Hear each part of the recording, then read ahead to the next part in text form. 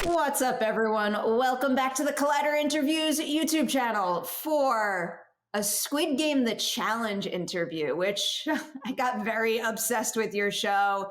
Please join me in welcoming the casting directors of the show. We have Robyn and Kass and Erika Dobrin. Huge congratulations. Thank you. Yeah, thank you so much. I pressed play on episode 1 and could not stop. It was a binge watching problem, but then on top of that, all of the people that you chose, then I became quite obsessed with following them all on social media and watching everything they're doing over there as well. I mean, I think that we both became obsessed also. Remember, we weren't on the shoot.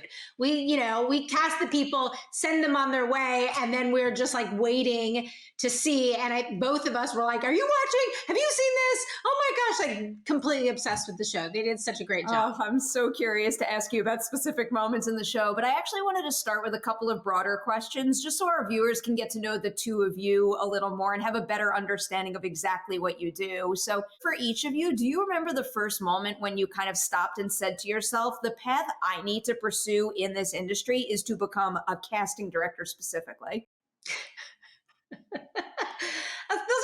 That's a big question right there. Erika, would you like to start? I mean, we probably have very similar paths, but also very different. I started out producing. So I kind of, was on set. I was, traveling. I was setting up shoots. And then I realized that the best part of my job was interacting with people. So, and that's what casting is. And it's finding those, needle in a haystack and all of those people that you want on TV. So I kind of pivoted from producing into casting, and I've never looked back. So doing that for the past 20 or so years, it's become a very different thing, because casting at first was like everybody was untapped, everything was new and fresh, and nobody was really on TV. Reality was just kind of starting. So it was a wonderful time to be in casting. And now it's like cut to, 20 years later, it's hard to find those stars and it's hard to find those standouts. But when you do, it makes our job like the best it possibly can be. So that was kind of my trajectory into casting. My path is a little bit different. Straight out of college, had no idea what I wanted to do. Had a friend who was working in dating shows, and I asked kind of for a job, not really knowing what I wanted to do with my life. And I ended up being really good at casting dating shows. And I was actually at the very forefront of reality TV. So I was doing dating shows while the first Survivor came out, the first Road Rules, the first, when it very first started, I was like, this seems cool. I started in casting.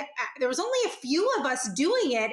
And I think all of us collectively were like, well, like this might last a couple years and then we'll figure out what we want to do with our life. And I mean, that's still happening. I'm still trying to figure out what I want to do with my life. No, I mean, I was lucky. I jumped on the bandwagon as soon as it started. I think I was one of the first casting people in dating shows and game shows, which transitioned to reality TV, Big Brother and Survivor, and jumping on those. And I opened up my company in 2005, and I haven't looked back. It's been great, and more opportunities and more people in casting, and it's been a really fun ride. 2 follow-up questions. Robyn, I'll give you yours first, because you mentioned that you realized you were really good at casting dating shows. How exactly did that happen? What did you do that made you realize, I'm really damn good at this in particular? I mean, I think it has to do with the ability to get people to open up, the ability to get people to tell you secrets and stories and things maybe they haven't shared with their best friends or their parents. And And not on like a fake level. I think it's because, and I know Erika and I talk about this, it's like we're actually really interested in people's stories and asking follow-up questions and what did they have to say. A lot of people have one-sided conversations with their friends, and their friends are like, when they're not really listening. And it's like, not only are we listening, we're asking, we're interested, we're surprised. And I think that ability to get people to open up has always been, I guess a bit of a strength of mine.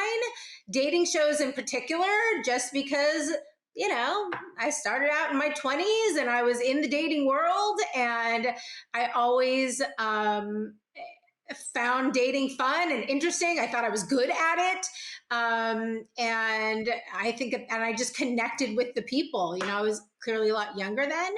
And so that has always been a bit of, my strength is talking to singles, having them open up, telling me the tea, if you will, and kind of going from there. I'm shocked I remember this now. Erika, a follow-up to something you had said, because I think you had mentioned that it's a little more challenging doing this kind of work now than when you first started. Is that simply because there are just so many more shows, and people maybe now more so than ever have a better understanding of everything that goes into making a reality TV show? I think it's more of the fact that so many people have been on TV, and that's not what we want to do. We don't want to put the same people that you've seen, say, on Survivor on this other show, or you want to find new talent all the time. So that's the hardest part. And the people that I want on TV are the people that kind of don't want to do TV.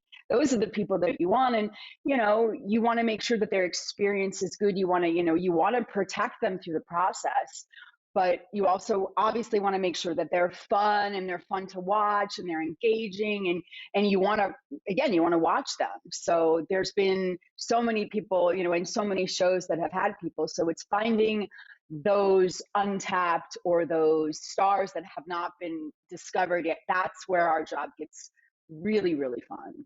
You just said one of the types of people you target is the kind of person who doesn't necessarily want to be on TV. How do you kind of hit that sweet spot between finding someone who doesn't want to be on TV, but also finding someone that is willing to adjust and give it a shot? How do you know when you've hit both? Well, that's what we do. That's the secret sauce, we can tell you everything. Exactly.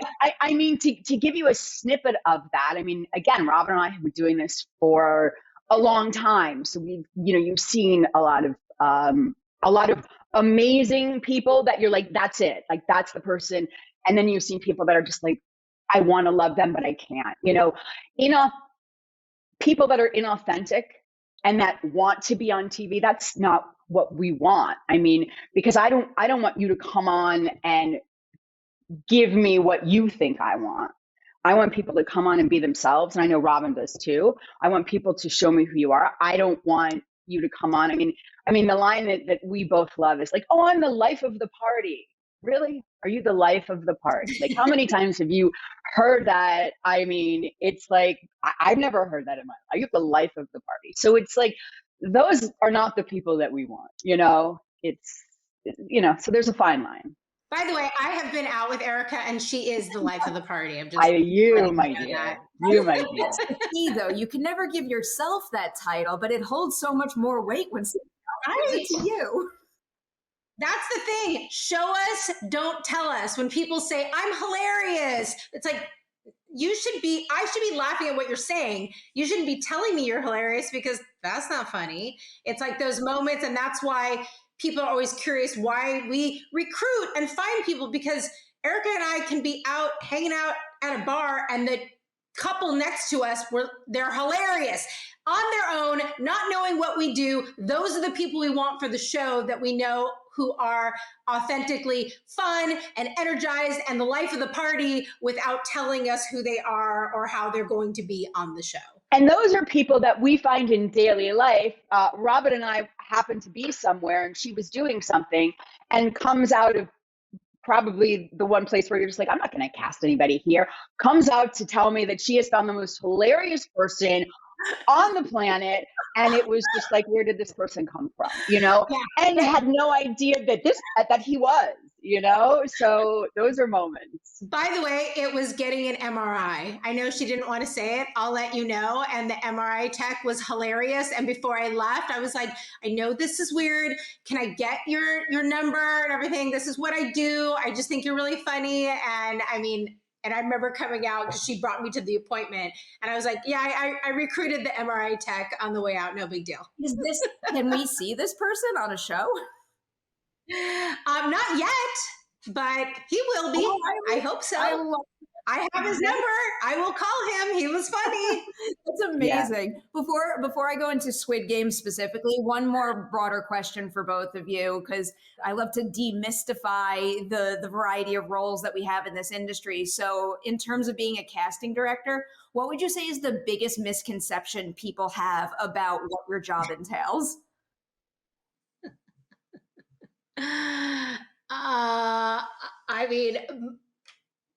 Things that I've heard about myself are probably very different than Erika, just because I have worked on some higher profile reality shows, and fans love making up stories. I wouldn't even want to repeat some of them on here on how I got my job, but it's all gossip.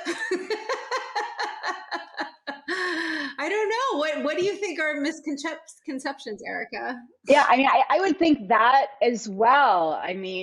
There's a lot of gossip in this industry, and a lot of gossip kind of in our world, and how shows go. You'll see it in the media as far as these people were treated this way, and these, and it's like we're very forthcoming and telling people who we cast what shows are going to be like and what it's going to be like for you, and kind of go over everything with them. So when people come back and say, I had no idea that I would have been blah, blah, blah, or yada, yada, that kind of hurts us, because there's definitely a process that everybody that comes through us to get on casting goes through. So when people say things that are just untrue, it kind of hurts, but it comes with the territory. Oh, I bet that does happen. I'll follow up on that with Squid Game specifically. Is there a certain part of the process or a certain bit of information about the reality of being on that show that you think, I guess, scared people off the most, where people heard that, like, you are going to have to do that if you sign up for this, and then they realize, like, I don't think this is for me, I'm done? The first thing that we always got asked is, like, are we going to get killed? That's it. Are we going to get killed? Clearly we were going to kill people, but we're like, is it worth to change it up in order to get the show cast? Right. If it's worth 4.56 million for you to get killed, and some people were like, yes, it is. Yes, I'll take it. And I said, you're on the show. Again, hey, we all knew the show and we all loved the show. But again, the show was a scripted show that was intense and amazing and all of the things. But for us, for an unscripted competition show, it is a first season show. So as much as we know of the scripted show, we don't know the show. And there were a lot of things that were kind of unknown. So casting a show like this, you had so many people coming to us, but there were a lot of questions that we couldn't answer. And it was kind of like, just go with it. It's going to be amazing. You're going to have the time of your life. And it wasn't like, we can't give you these answers. It was like, usually when casting starts on any first season show, development is still happening. They're still figuring things out. So directions change a lot for us. Casting changes a lot. What they're looking for changes a lot. The show changes a lot. So, on a variety of shows, sometimes we'll see the show afterwards and be like, that's kind of a different show than I thought it was going to be. I think Squid Game is very true to the scripted version, which is something I loved about it. But we didn't know exactly what they were going to do. We didn't know exactly how dangerous it was going to be. And I know some people think we're like hiding secrets from them, and it's not true. They were still figuring it out. They were still building sets. They were still, wondering what was going to make people win and lose. So, we give a very sort of broad range of things that could happen, but we have to keep a lot of people in the dark, really, for any sort of competition show. We can't give any secrets away, even if we know them. For this one, we didn't know. They were still doing things. We didn't know what was going to go on. So I love how the question you brought up is people wondering, like, will I really be killed on this show? The thing that always feels like the roadblock to me, because I've covered this a good deal. I've had fun conversations with, like, how would you do? How far would you get? I would never be able to do a show where I couldn't bring, like, this is going to sound so ridiculous, but like my products. Like when I started to hear that people couldn't bring like their toothpaste, like what would my bangs look like on that show? That is not TV appropriate. Perry, Erika and I had this conversation many, many, many times. I mean, it was literally like, exactly, hair products, no makeup, no concealer, no lip gloss. Are you kidding me? I have to wear a jumpsuit. That color looks bad on me. Like, yes, we definitely have those conversations, and God bless all those people who ended up doing the show, and they all looked fabulous. So good Like for them. how do you do? Meanwhile, I've watched a million videos on TikTok of them finding like little beauty hacks. I'm so impressed by that. So you brought up the scripted drama series. Even though this is a first season of a reality TV show, because that show was so popular, I have to imagine that right out the gate you were just slammed with a million submissions. What would you say is the starting point to weeding through them all? Is there any like particular first parameters that you applied that kind of like knocked out the first round of people and had this other group move forward in the process? It's interesting because I feel like the majority of shows we do have those parameters. And I think something that both of us love about this show is that it was parameter free. Anybody can get on the show as long as you are of age.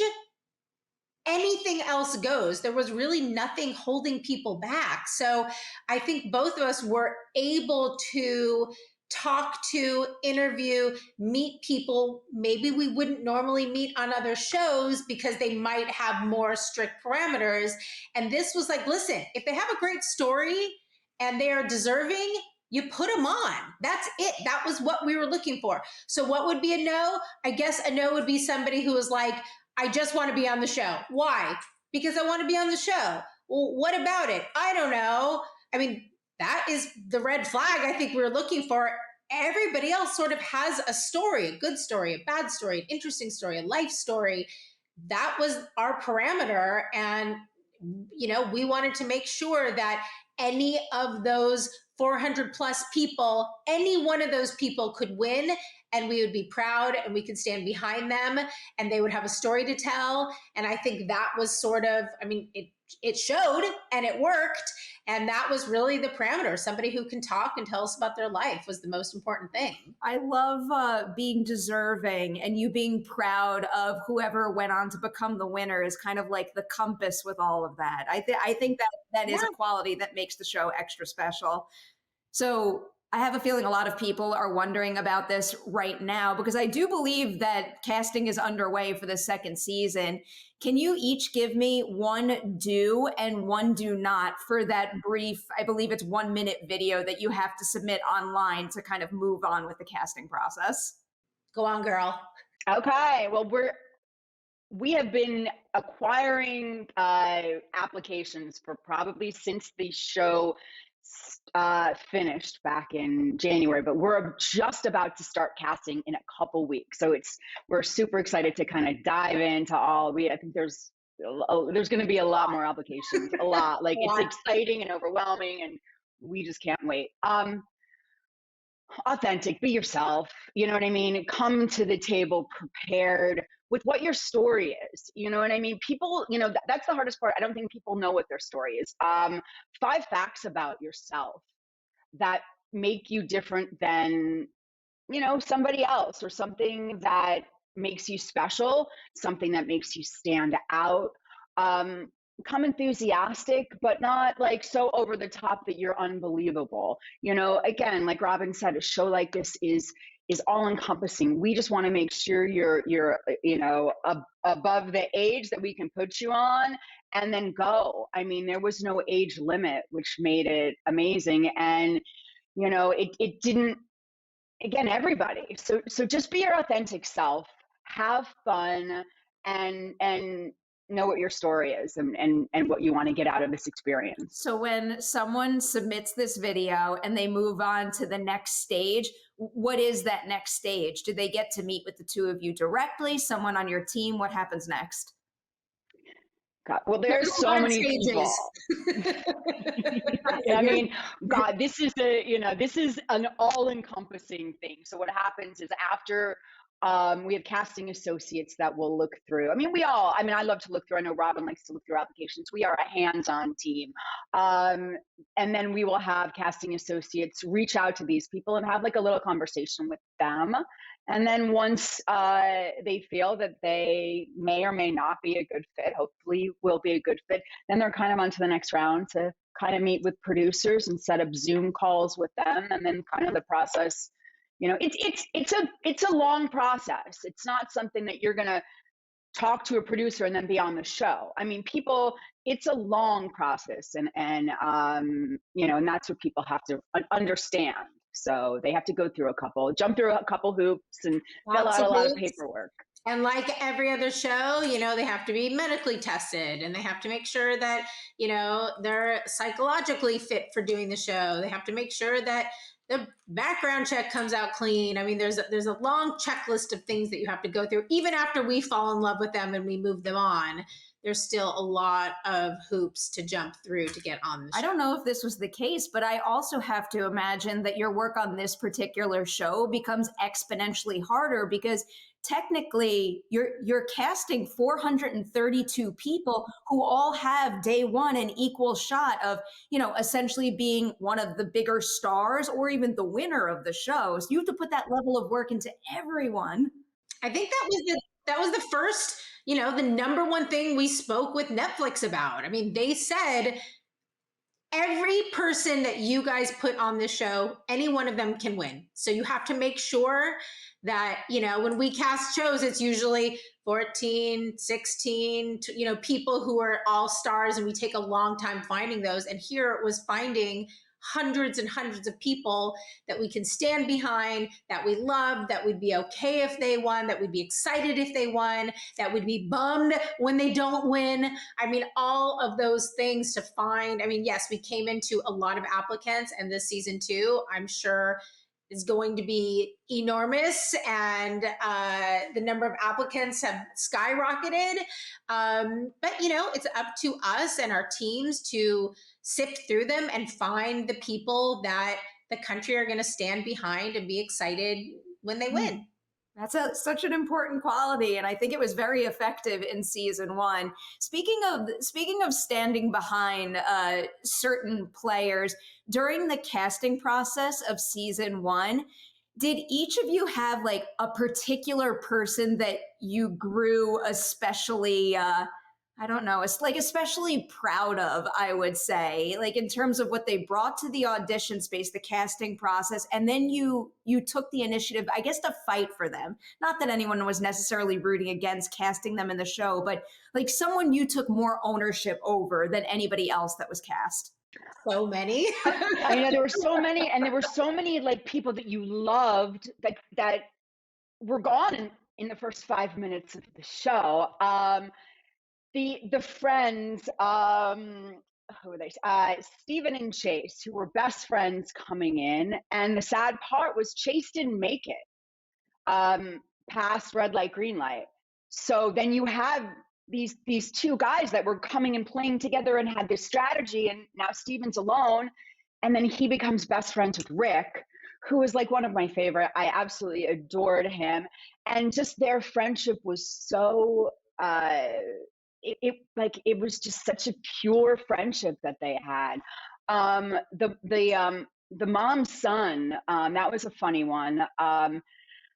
I interviewed the son, and he was good, but he wasn't like, again, like we were looking at it like, is he a star? Like, am I looking at him, and if he wins, is he a star? And then we discussed, hey, let's bring somebody else in. Do you have somebody else that you possibly could play with?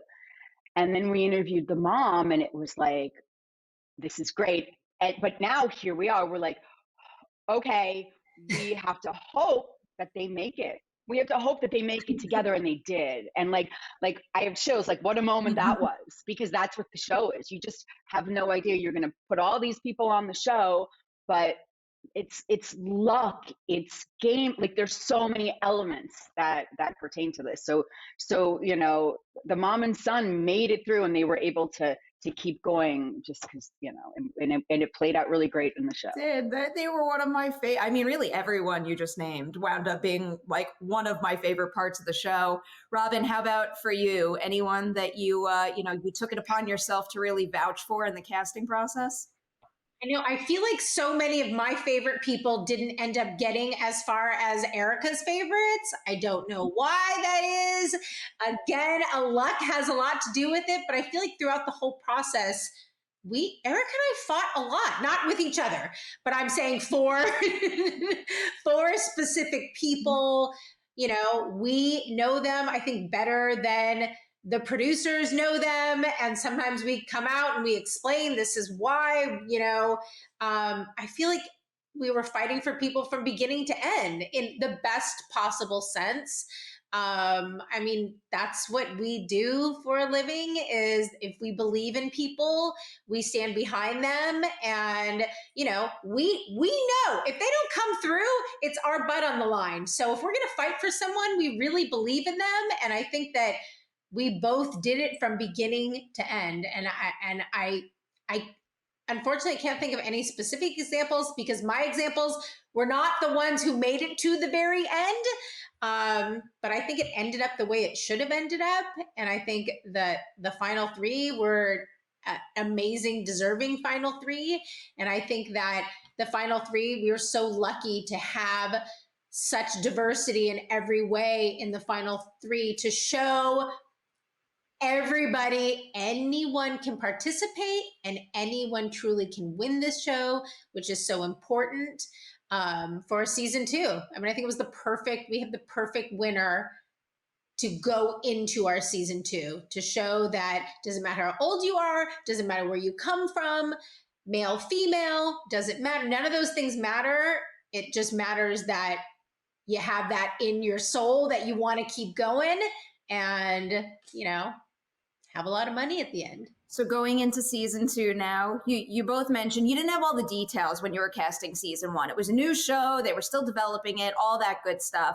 Now, with the knowledge of what the casting process was like and having been able to see what season 1 turned out to be, what would you say is the biggest difference between casting season 1 versus how you're going to approach it for season 2?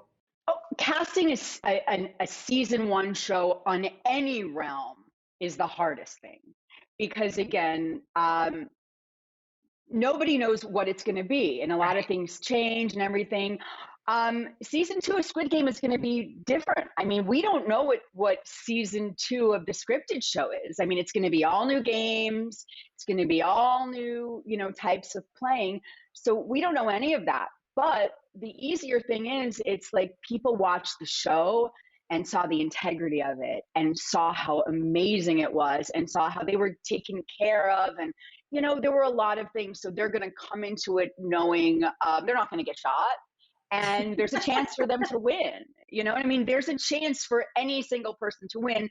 So I think that's going to make our job a lot easier second time around. And so, a second season is always a dream. So. I'm so excited to see more. To wind down here, just for fun, I must ask you both this. How do you think you two would fare in Squid Game, the challenge? Do you think you would have any shot of winning, or is there a particular game or experience that would probably do you in?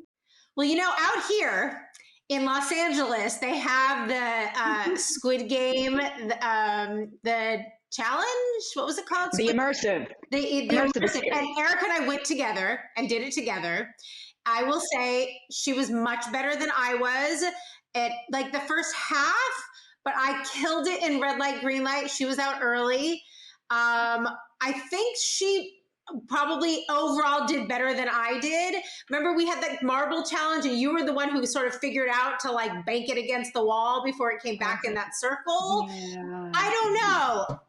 I mean, it's a hard one. I feel like I'm pretty competitive. I'd like to say on your podcast that I would kill it, but I feel like Erika might do better than me. And that's how sweet are you? Something big to say. I don't know. I mean, I think the pressure of cameras and knowing that people are watching you would like push us. And I think that would push you too. I think we would probably make it. I think we'd be like marbling it off together because we would partner up and that is how we would. And that is how she would leave the game. And that's exactly. I would leave the game, but then you would win and then we would split the money. No, they're absolutely not. That would never happen. I'll take you to a sushi dinner and we'll call it the game. I would split the money. Oh, see, you're a good person. Hey, it all comes back. I want to see them turn your story into a scripted version, and we could have like choose your own adventure ending, and we could watch like it diverge into those two paths. I feel like I would do very well in the games, and I would just lose at dorm life. I wouldn't be able to eat like that. I would lose it at shower life. Yeah. Just like we talked about earlier, the makeup, hair products, I mean, the camera would stay far, far away from me the way I would be looking, on day 3 with no hair products and no makeup. Like they would be like, excuse me, ma'am, the bathroom situation. Can you go ahead and stay far away from the cameras? We want to make sure not to show your face anywhere. Could I wear a hat to Squid Game? It would be better if I wasn't thinking about my hair and I could wear a hat.